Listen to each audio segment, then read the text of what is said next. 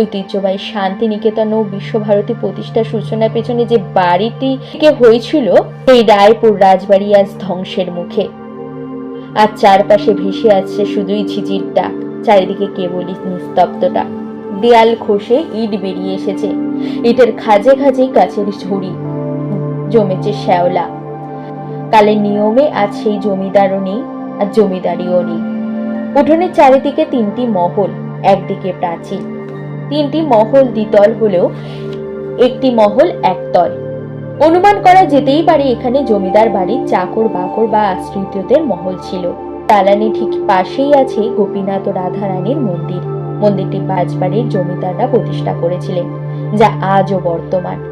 মন্দিরটি সংস্কার করেছেন গ্রামবাসীরা। অনেকে বলেছেন শনিবার এই বাড়িতে ঢোকা যায় না, কিন্তু আমরা শনিবারই বাড়িটিতে গিয়েছিলাম। বিশ্বাস করুন, তেমন কিছু চোখে পড়েনি।